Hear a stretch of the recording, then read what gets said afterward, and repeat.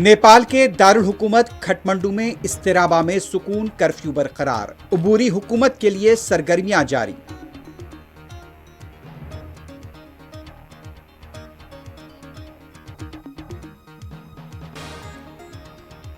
امریکہ کی یوٹا یونیورسٹی میں امریکی صدر کے قریبی ساتھی چارلی کرک کو گولی مار دی گئی۔ ملزم کو انصاف کے کٹہرے میں کھڑا کیا جائے گا، ڈونلڈ ٹرمپ کا رد عمل۔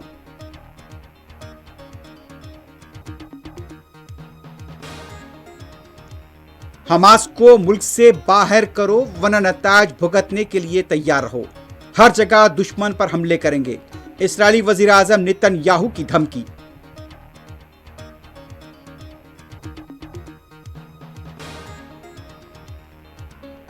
ماریشس کے وزیر اعظم کی وزیر اعظم نریندر مودی سے وارانسی میں ہوئی ملاقات، باہمی تعلقات کے فروغ پر تبادلہ خیال۔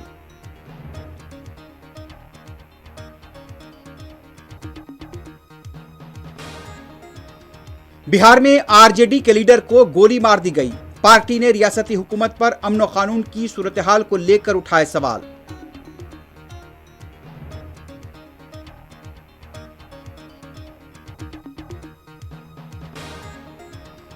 حیدرآباد کو کٹ پلی میں 50 سالہ خاتون کا ہاتھ پیر باندھ کر بے دردی سے کیا گیا قتل، ملزمین سی سی ٹی وی میں گرفتاری کے لیے خصوصی ٹیمیں تشکیل۔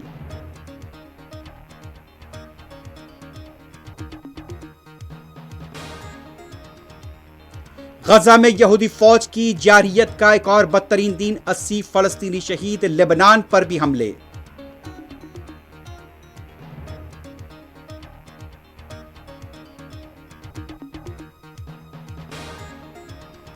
اسرائیل نے یرغمالیوں کی رہائی پر پانی پھیر دیا ہے، قطر کے وزیر اعظم کا امریکی چینل کو انٹرویو۔ سعودی عرب خطے میں قابض اسرائیلی حکومت کی جارحیت کو مسترد کرتا ہے، محمد بن سلمان کا رد عمل۔